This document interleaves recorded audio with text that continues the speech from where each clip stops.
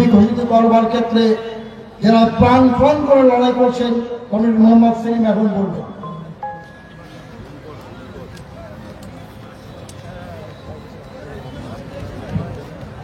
সাথী সভাপতি কমরেড অমলদা, আনারুল 17 কৃষক সভার জেলা সম্পাদক কমরেড সুরজিৎ, অন্যান্য কৃষক নেতৃবৃন্দ, আমার গুরুজনেরা, ভাইয়েরা, বন্ধুরা, মা বোনেরা, অনেকদিন পরে আমি ইটাহারে সমাবেশ করতে এলাম। এই সমাবেশ এসে আমার মন ভরে গেল, যেভাবে আপনারা গোটা জেলা থেকে এবং ইটাহার থেকে এখানে সমাবেশ করেছেন। যখন আপনারা এসছেন তখন প্রচন্ড রোদ, মাঠে ঢুকবো কিনা, বসবো কিনা, এই দিকটায় আসবো কিনা, কত রকমের সমস্যা। কিন্তু রোদ শেষ হয়েছে, ছায়া হয়েছে, একটু ঠান্ডা হয়েছে। তার মানে কি, একই রকম চিরদিনটা যায় না।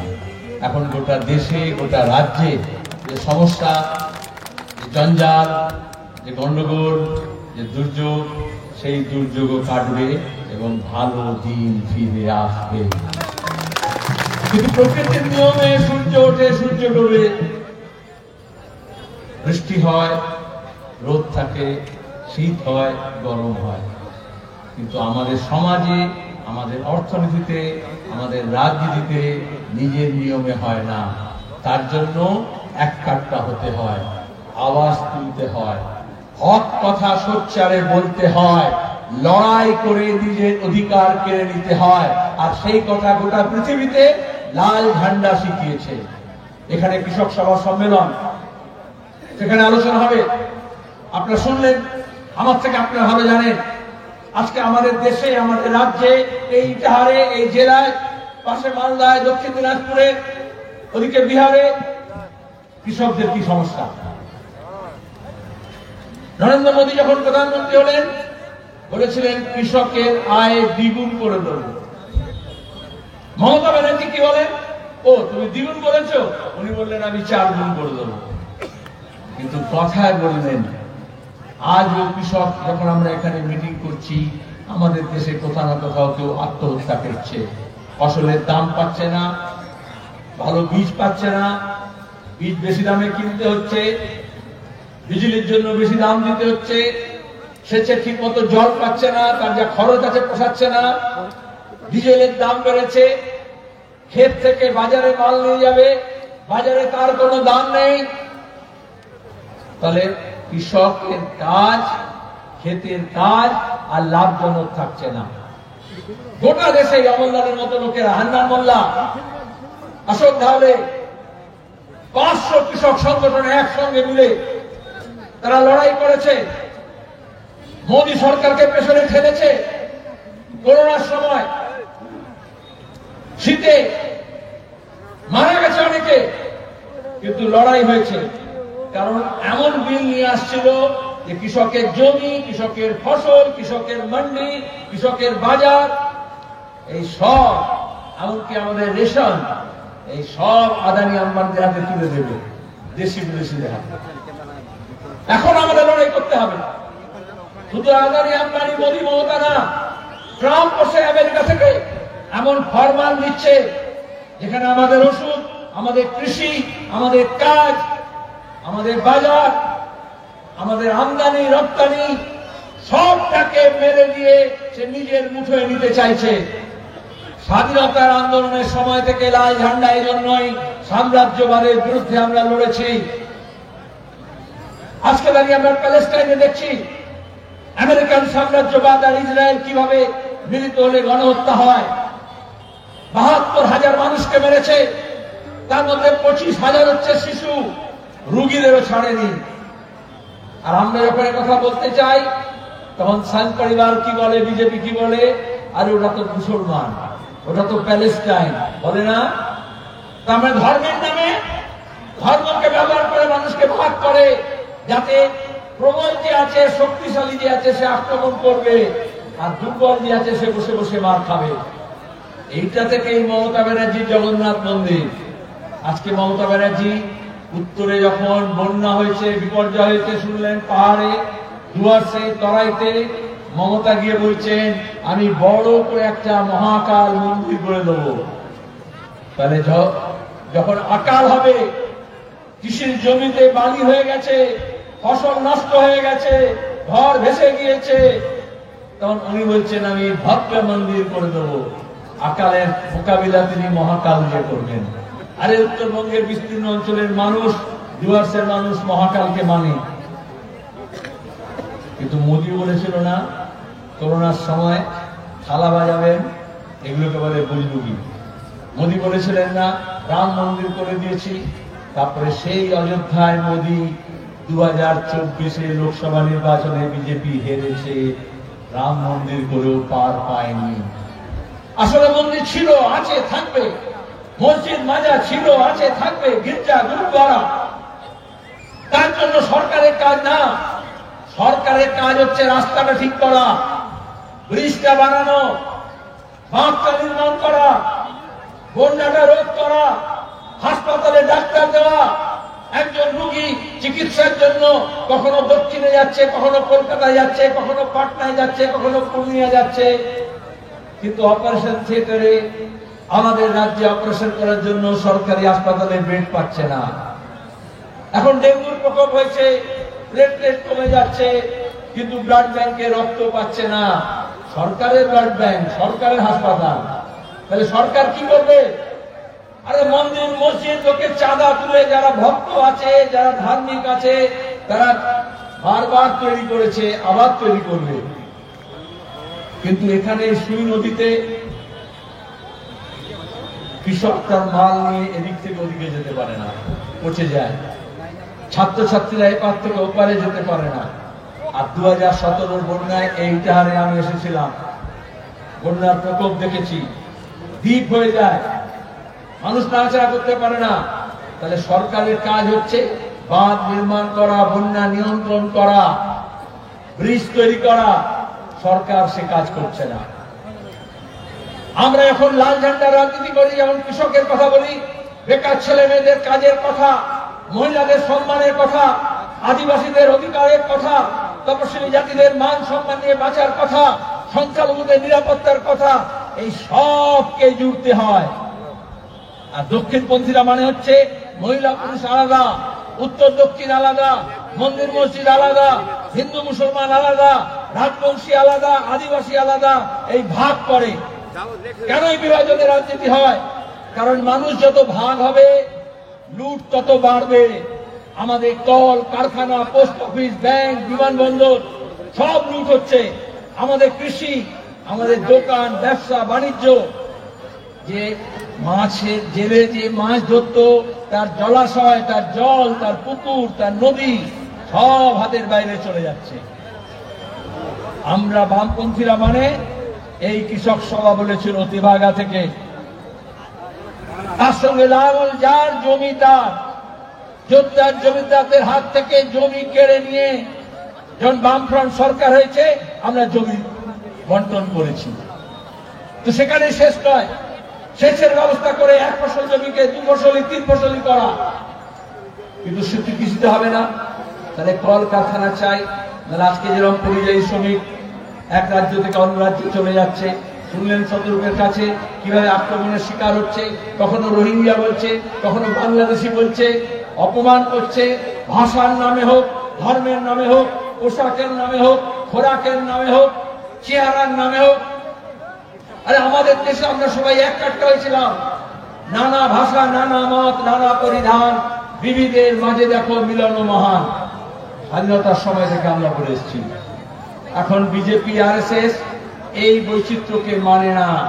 তারা মনে করে এক দেশ, এক জাতি, এক ধর্ম, এক রাষ্ট্র, এক দল, এক নেতা। আর এই জন্যই আমাদের গণতন্ত্রের উপর আক্রমণ হচ্ছে। আলাদা আলাদা বৈচিত্র্য আছে, নিজের নিজের পছন্দ আছে, নিজের নিজের অধিকার আছে, সেইটা কেড়ে নিতে চাইছে।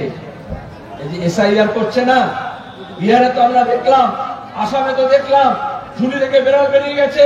সেদিন অমিত শাহ কি বললেন? Detect, delete, deport. ওরা শব্দ নিয়ে খেলে। তার মনে চিহ্নিত করো, তারপরে তার নাম বাদ দাও, আর তারপরে তাকে বাংলাদেশে পাঠিয়ে দাও। এই অমিত শাহ বলেছিলেন উই পোকা বাংলাভাষী মানুষকে, টার্মাইটস, উই পোকা। আর অনেকে মনে করছে মমতা আছে, বিজেপি আর তৃণমূলের মধ্যে রোজ টেলিভিশনে সাজানো যুদ্ধ হচ্ছে। এই মমতা পার্লামেন্টে গিয়ে যখন আব্বানি বাজপেয়ীর সঙ্গে ছিলেন, যখন ইউপিএ সরকার ছিল, বাংলার ভোটার লিস্ট নিয়ে স্পিকারের টেবিলে ছুঁড়ে ফেলে দিয়ে বলেছিলেন এই ভোটার লিস্টে বাংলাদেশি নাম আছে, এই নামগুলো না কাটলে 2006 ভোট করতে দেব না।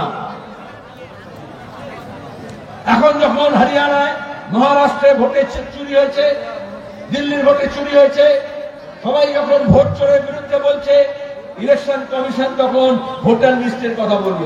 কার কথা শুনে বলল? মমতা ব্যানার্জি।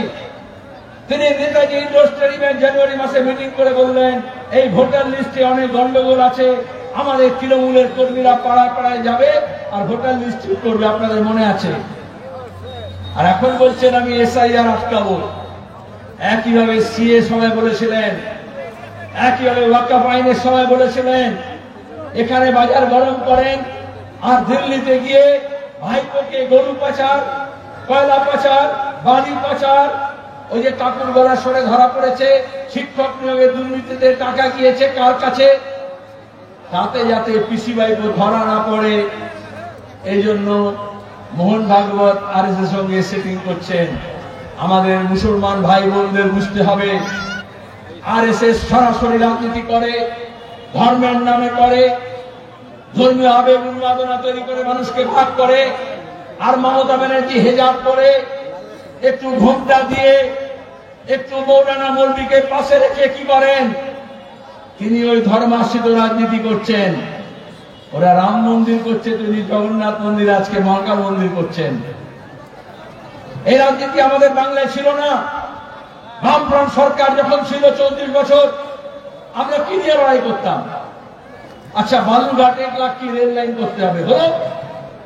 আমরা বললাম গাজল থেকে গুঞ্জরিয়া বিকল্প রেল লাইন করতে হবে উত্তর দিনাজপুরের মধ্যে থেকে।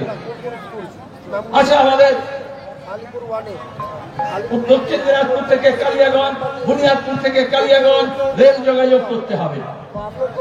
এই করে আমরা ডালখোলা বাইপাস হোক, রায়গঞ্জের বাইপাস হোক, আরেকটা ব্রিজ হোক মহানন্দার উপরে। এই যে লোকে পারাপার করে, কত ঝুঁকি নিয়ে মানুষ ডুবে যায়, এটা নিয়ে তো লড়াই। নতুন স্কুল, কলেজ, মাদ্রাসা, বিশ্ববিদ্যালয় হোক। আর এখন হচ্ছে কে কোথায় ধর্ষণ হয়েছে সিবিআই বিচার করবে না সিআইডি তদন্ত করবে, কাকে বাঁচাবে, মেয়ের দোষ না ছেলের দোষ, এই নিয়ে রাজনীতি হচ্ছে। তার মানে বিজেপি তৃণমূল রাজনীতি যেটা রুটি রুজির, যেটা কাজ কারবারের, যেটা ব্যবসা বাণিজ্যের, যেটা কৃষির, যেটা ক্ষেতের, সেখান থেকে সরিয়ে নিয়ে এসছে অন্য জায়গায়। এটা দক্ষিণপন্থীরা করে। বিজেপির ঝান্ডা আলাদা, তৃণমূলের ঝান্ডা আলাদা, কিন্তু ইন্টারের মানুষ তো ভালো বোঝেন। এখানে এমএলএ তৃণমূলের, এমপি বিজেপি দীর্ঘদিন ধরে, কিন্তু মানুষের কল্যাণে কি হচ্ছে, মানুষের প্রয়োজনে কি হচ্ছে? হ্যাঁ, হয়নি কেন? এই তো পাশে যেখানে সম্মেলন হবে, কদিন আগে তৃণমূল বিজয়া সম্মেলনী করেছিল, শুনলেন আনারুলের কাছে নজবেল্লা বলে এমএলএটা নাকি আল্লাহ হয়ে গিয়েছে, এমএলএটা নাকি ভগবান হয়ে গিয়েছে। আমি ওই সমস্ত ইমাম, ওই সমস্ত মৌলানা, ওই সমস্ত যারা মনে করে ভোটের সময় গিয়ে ধর্মের নামে দোয়া গিয়ে তৃণমূলকে ভোট দেওয়া বলে, তাদেরকে বলি কয়েকটা টাকা ছড়িয়ে দিচ্ছে বলে আপনি আপনার ইমান বেছে দিচ্ছেন, আর এখন এমএলএ কে ভগবান বানাচ্ছেন, আল্লাহ বানাচ্ছেন, মমতা ব্যানার্জিকে দুর্গা সাজাচ্ছেন। কেন করতে হয়? এমএলএ যদি ভালো কাজ করে তাকে তো দেব দেবী শাস্তি হবে না, সে তো এমএলএ হিসেবেই কাজ করতে পারে। মমতা ব্যানার্জি, মোদী যদি প্রধানমন্ত্রী, মুখ্যমন্ত্রী যদি ভালো কাজ করেন, তাহলে তো আলাদা করে ধর্মের সার্টিফিকেট লাগে না। আমরা এখানে সভা করছি, এখানে শতরূপ আছে, অমলদা আছে, আনারুল আছে। মমতা ব্যানার্জি মিটিং করলে, বিজেপি মিটিং করলে সাধু, সান্ত, ইমাম, মৌলানা সব নিয়ে আসে। কেন নিয়ে আসে বলুন তো? আমাদের যারা একটু বয়স্ক আছে জানেন, এখন তো জেরক্স হয়ে গেছে, কিন্তু যখন অ্যাডমিট কার্ড মার্কশিট জমা দিতে হতো ভর্তির জন্য চাকরির জন্য, তো বলতো true copy, attested copy. Attested copy মানে ওটা নকল, ডুপ্লিকেট। কিন্তু একজন যার স্ট্যাম্প আছে যদি স্ট্যাম্প মেরে দেয় তাহলে ওটা সত্য বলে চলে যাবে। তাহলে মোদি আর মমতা যখন বুজরুগি করছে, মিথ্যাচার করছে, দুর্নীতি করছে, চুরি করছে, তখন ধর্মগুরুদের ডেকে নিয়ে এসে বলছে তোমরা একটু অ্যাটেস্ট করে দাও। আর লোকে যাতে বোকা মনে বলে আরে বাবা সাধু বাবা বলেছে, রামদেব বাবা বলেছে, সিদ্দিকুল্লাহ চৌধুরী বলেছে, ইমাম বরকতি বলেছে, তাহলে নিশ্চয়ই এটার মধ্যে কোনো দম আছে। তার মানে নকলটাকে আসল চালানোর জন্য ধর্মের বর্ম ব্যবহার করা হচ্ছে, আর ধর্মের বর্ম ব্যবহার করে অপকর্ম করা হচ্ছে। এখানে কৃষক সভা সম্মেলন হবে। আমরা গোটা নভেম্বর মাসে বলেছি, চ্যালেঞ্জ দিয়েছি, প্রত্যেক বুথে প্রস্তুতি নিতে হবে। এসআইআর কথা শুনলেন, আসলে ভোটার লিস্ট থেকে যাদের ভোটার লিস্টে নাম আছে, যে মানুষের কারো নাম বাদ দেওয়া যাবে না। এক মাল বারবার বাজারে বিক্রি করা যায় না অন্য সাইনবোর্ড লাগিয়ে। 21 সালে বিজেপি তৃণমূল মিলে সিএ এনআরসির নামে ভয় দেখিয়েছিল। দিলীপ ঘোষ তখন বলেছিল না 2 কোটি বাঙালিকে বাংলা ছাড়া করব, আর মোদি বলেছিল পোশাক দেখলে চেনা যায়। আর এখন সেই মোদির চেলারা বলছেন, কেউ বলছেন 1 কোটিকে, কেউ বলছেন 1.5 কোটিকে বাংলা ছাড়া করে দেব। লাল ঝান্ডা মজবুত থাকলে, হিন্দু মুসলমান আদিবাসী তপশিলি উত্তর দক্ষিণে একসঙ্গে থাকলে কারুর বাপের হিম্মত হবে না একজন মানুষকে আঘাত করতে পারে। কিন্তু কেন এই সাহস পাচ্ছে? অনেকে বলছে লাল ঝান্ডা দুর্বল হয়েছে, না। অনেকে বলছে সিপিএম দুর্বল হয়েছে, বামফ্রন্ট দুর্বল হয়েছে, না। আসলে মানুষের ঐক্যে ফাটল ধরেছে। একজন মানুষ সঙ্গে আরেকজন মানুষের মধ্যে সন্দেহ ঢোকানো হয়েছে, ভয় ঢোকানো হয়েছে। প্রতিদিন সাং পরিবার আর সাম্প্রদায়িক শক্তি ভাড়া খেতে মানুষের মনের মধ্যে বিষের চাষ করছে। কৃষক সবাই যেমন ফসলের চাষ করবে, ফলের চাষ করবে, সবজির চাষ করবে, মাছের চাষ করবে, ধানের চাষ করবে, ভুট্টার চাষ করবে, কিন্তু সেটা চাষ করতে হলে ওখানে যদি ধুতুরো গাছ হয়, ওখানে যদি আগাছা হয়, সেটাকে নিংড়াতে হয়। তাহলে আমরা যে রাজনীতি করছি, আমাদের কথা বলবো, সমাজতন্ত্রের কথা বলবো, সাম্যের কথা বলবো, ঐক্যের কথা বলবো, ভবিষ্যতের কথা বলবো। শতরূপের কাছে শুনলেন বামপন্থীরা মানে কি, আমরা কি করতে চাই, মানুষের অধিকার কিভাবে ফিরে দিতে চাই। কিন্তু তার আগে এই যে মনের মধ্যে আর মগজের মধ্যে যে বীজ ঢোকানো হচ্ছে সাম্প্রদায়িক শক্তির কাছ থেকে, সেইগুলোকে আগাছা নিংড়ানোর মতো তুলে তুলে বার করতে হবে, নাহলে পরিবেশটা বিষাক্ত করে দিয়েছে। যে কোনো একটা গুজবে গন্ডগোল লেগে যেতে পারে। এই ভোটের আগে দেখবেন আবার ভাগ করার চেষ্টা করবে, কারণ বিজেপি তৃণমূল জানে চাষের কথা বলে, কাজের কথা বলে, 100 দিনের কাজের কথা বলে, মজুরির কথা বলে, মহিলাদের সম্মানের কথা বলে ওরা ভোট করতে পারবে না। তখন মন্দির, মসজিদ, হিন্দু, মুসলমান, আদিবাসী, রাজবংশী এই নামে ভাগ করবে। কিন্তু রাজবংশী তো দেখলেন মহারাজ বানিয়ে দেওয়া হলো অনন্ত রায়কে, এমপি বানিয়ে দেওয়া হলো রাজ্যসভায়। আর যখন ময়নাগুড়িতে, ধূপগুড়িতে, নাগরাকাটায়, ডুয়ার্সে যখন মানুষ ঢুকছে, তখন উনি বাইরে ফুর্তি করছেন। যেমন মমতা যখন পাহাড় ডুবছিল, উত্তরবঙ্গ ভাসছিল, মমতা তখন রেড রোডে নাচছিল।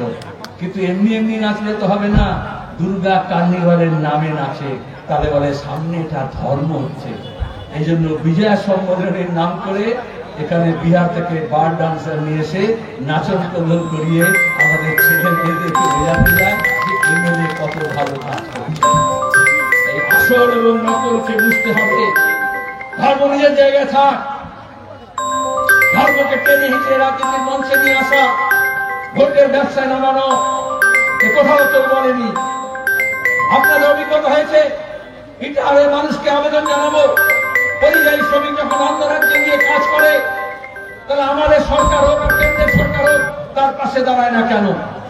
এখানকার মানুষ ভালো জানেন, আমি এখানকার এমপি ছিলাম না, কিন্তু দেশের যে কোনো জায়গায় যখন এই পরিযায়ী শ্রমিকের উপর কোন আক্রমণ হয়েছে, লাল ঝান্ডার সৈনিক হিসেবে, সিপিআইএম এর কর্মী হিসেবে আমরা সবার আগে সেই পরিযায়ী শ্রমিকের পাশে দাঁড়িয়েছি, তাদের হকের কথা বলেছি। আর এখন মমতা বলছে তোমরা ফিরে এসো, তোমাদের 5,000 করে টাকা দেবো। যখন মালদার কালিয়াচকের আফরাজুলকে রাজস্থানে পুড়িয়ে মেরেছিল, তখন মমতা বলেছিল তোমরা ফিরে এসো, 50,000 করে টাকা দেবো। এই তো মালদার বড় আছে, এখানে 50,000 টাকা মেলবে, এই 5,000 টাকাও মিলবে না। আরে বিধবাদের ভাতা, প্রতিবন্ধী ভাতা, বার্ধক্য ভাতা, বন্ধ কারখানার শ্রমিকের ভাতা, সংখ্যালঘু ছেলে মেয়েদের স্টাইপেন্ড স্কলারশিপের টাকা, আদিবাসীদের পড়াশোনার টাকা, হস্টেল ভাতা, তপশিলি জাতিদের স্টাইপেন্ড স্কলারশিপের টাকা। মোদী মমতা যখন থেকে এসছেন সেগুলোকে নতুন করে কিছু দেননি, কিছু নাম পাল্টেছেন, বাকি বন্ধ করে দিয়েছেন। এসসি এসটি ওবিসি মাইনরিটি যাতে উচ্চশিক্ষা না পায় তাদের স্কলারশিপ স্টাইপেন্ড বন্ধ করা হয়েছে, আদিবাসী ছেলে মেয়েদের হস্টেল বন্ধ করে দেওয়া হয়েছে। বামফ্রন্ট যখন এসেছিল আমরা মাধ্যমিক উচ্চ মাধ্যমিক ফ্রি করেছিলাম, মাধ্যমিক পর্যন্ত ফ্রি করব, এখন উচ্চ মাধ্যমিক। আর এখন মোদী মমতা মিলে প্রাথমিক থেকে কলেজ বিশ্ববিদ্যালয় সব বন্ধ করে দিচ্ছে। বামফ্রন্ট যখন ছিল নতুন নতুন জায়গায় স্কুল, যেখানে প্রাইমারি ছিল মিডল, যেখানে জুনিয়র হাই ছিল সেখানে হাই, যেখানে হাই ছিল সেখানে হায়ার সেকেন্ডারি, সেই স্কুল হোক আর মাদ্রাসা হোক, তখন আর স্কুল আর মাদ্রাসার নামে ঝগড়া লাগানো হয়নি। আর এখন স্কুল সার্ভিস কমিশনেও দুর্নীতি হচ্ছে, মাদ্রাসা সার্ভিস কমিশনেও দুর্নীতি হচ্ছে। লড়তে হলে দুজনকে একসঙ্গে লড়তে হবে। মাঝখানে শুভেন্দু এসে বলছে ওটা মাদ্রাসা, এটা স্কুল, ওটা মুসলমান, এটা হিন্দু। বিজেপি ভালো করবে? এই শুভেন্দু অধিকারী যখন তৃণমূলের নেতা ছিল, মালদায়, মুর্শিদাবাদে, উত্তর দিনাজপুরে, দক্ষিণ দিনাজপুরে যত গুন্ডা বদমাইশ নিয়ে 2018 সালে ভোট লুট করেনি, তাহলে তৃণমূলের ঝান্ডা নিয়ে লুট করলো আর বিজেপি ঝান্ডা নিয়ে লুট বন্ধ করবে? এরা সব এক গোয়ালের গরু। আর এই জন্য আপনাদের কাছে অনুরোধ, শুধু সমাবেশ করলে হবে না, শুধু সম্মেলন করলে হবে না, প্রত্যেকটা পাড়ায়, মহল্লায়, গ্রামে, বুথে নতুন অংশের মানুষকে নিয়ে, আমাদের যারা পুরনো অংশের মানুষ অনেক আছেন, নড়ে গিয়েছেন, সরে গিয়েছেন, চলে গিয়েছেন, ভাগ করেছেন, ক্ষোভ করেছেন, হয়তো আমাদের আহ্বান পাওয়ার জন্য বা আমাদের অহমিকার জন্য একটু দূরে সরে গিয়েছেন। লাল ঝান্ডার কর্মীদের সত্যিকারের কাজ হচ্ছে সেই মানুষকেও কাছে টেনে নিয়ে আসতে হবে, কাঁধে কাঁধ মিলিয়ে, হাতে হাত দিয়ে নতুন শক্তি নির্মাণ করতে হবে। আজকে যদি বাংলাকে বাঁচাতে হয়, দেশকে যদি বাঁচাতে হয়, দেশের মানুষকে যদি বাঁচাতে হয়, দেশের মানুষের ঐক্যকে যদি বাঁচাতে হয়, তাহলে শ্রমিক, কৃষক, মেহনতি মানুষ যারা খেটে খায়, লুটে খাওয়ার শক্তির বিরুদ্ধে খেটে খাওয়া মানুষকে একটা করতে হবে। এই আমল দ্বারা ক্ষেত মজুর সংগঠন, কৃষক সভা, ট্রেড ইউনিয়ন, বস্তি সংগঠন, আপনারা দেখেছেন কিভাবে বিশাল সমাবেশ করলো ব্রিগেড প্যারেড গ্রাউন্ডে কয়েক মাস আগে। যারা বলছিল লাল ঝান্ডা নেই, টিভি দেখলে, সোশ্যাল মিডিয়া দেখলে, ফেসবুক দেখলে বলবে আরে ওগুলো টাকা দিয়ে খবর হয়, ওখানে চোর কেউ সামনে নিয়ে এসে বলতে পারে দেশ কা নেতা কেসা হোক, ऐसा हो কি वैसा हो। কিন্তু আসলে কে আপনার কথা বলছে, কে আপনার পাশে দাঁড়াচ্ছে? এই উত্তরবঙ্গের বন্যার সময় মমতা যখন নাচছিলেন, সরকারকে যখন দেখা পাওয়া যাচ্ছিল না, রেড ভলেন্টিয়ার, এসএফআই, ডিআইএফআই, মহিলা সমিতি, চা বাগানের শ্রমিক, কৃষক সভা, ক্ষেত মজুর, মাস্টার মশাই সবাই হৈ হৈ করে নামলেন। আমাদের কাছে অনেক কিছু নেই, আজও প্রতিদিন বাজারে গঞ্জে হাটে কি হাত পেতে পৌঁছে আমাদেরকে টাকা সংগ্রহ করতে হচ্ছে। কিন্তু আক্রান্ত মানুষই পারে আক্রান্তের পাশে দাঁড়াতে, আর তারা দাঁড়িয়েছে, দাঁড়াবো। একদিকে লড়াই করবো অধিকার নিয়ে, অন্যদিকে আমরা যা করতে পারি, শিক্ষার ক্ষেত্রে হোক, স্বাস্থ্যের ক্ষেত্রে হোক, বাসস্থানের ক্ষেত্রে হোক, কর্মসংস্থানের ক্ষেত্রে হোক, বামপন্থীদের আমাদের বিকল্প ভাবনা নিয়ে আমরা যখন বিকল্পের কথা বলি, এটা শুধু ফাঁকা আওয়াজ নয়, কোন নির্বাচনের প্রতিশ্রুতি নয়। 34 বছর বামফ্রন্ট তিল তিল করে আমরা এই বাংলাকে গড়েছি। যারা বয়স্ক মানুষ আছেন, অল্প বয়সীদের কথা বলুন, 34 বছর কি করে আমরা নির্মাণ করেছি। আর গত 10-11 বছর ধরে কিভাবে এই দেশটাকে, এই রাজ্যটাকে জাহান্নামে পাঠানো হচ্ছে। আমরা এই রাজ্যকে ধ্বংস হতে দিতে পারি না। শুধু আমরা একা না, লাল ঝান্ডার সঙ্গে যত বামপন্থী আছে, সে ব্যক্তি হতে পারে, গোষ্ঠী হতে পারে, রাজনীতি নাও করতে পারে, তাদের সবাইকে আমাদের এক কাট্টা করতে হবে। আর তার সঙ্গে যারা বিজেপি আর তৃণমূলের এই লুটের রাজত্বের বিরুদ্ধে, দুর্নীতির বিরুদ্ধে, পাচারের বিরুদ্ধে, মানুষ মারার ষড়যন্ত্রের বিরুদ্ধে, দেশকে বাঁচানোর জন্য, রাজ্যকে বাঁচানোর জন্য একসাথে আসতে চান, তাদের সবাইকে আমরা জড়ো করব। যেরকম কাঁথা সেলাই করে, ছোট বাচ্চা জন্ম নেবে পরিবারে, ঠাকুমা দিদিমারা পুরনো কাপড়, পুরনো শাড়ি তাকে জুড়ে সেলাই করে করে কাঁথা স্টিচ করে। আজকে লাল ঝান্ডার কাজ হচ্ছে ধর্মনিরপেক্ষ, দেশপ্রেমিক, গণতান্ত্রিক মানুষকে জড়ো করে নতুন করে সেলাই করে নতুন শিশু যে জন্ম নেবে, নতুন যে ভবিষ্যৎ আসবে, তার প্রস্তুতি গ্রহণ করতে হবে। সে কাজ আপনারা করবেন, এই আবেদন রেখে আপনাদের সবাইকে ধন্যবাদ, নমস্কার, আলাপ সালাম জানিয়ে শেষ করছি।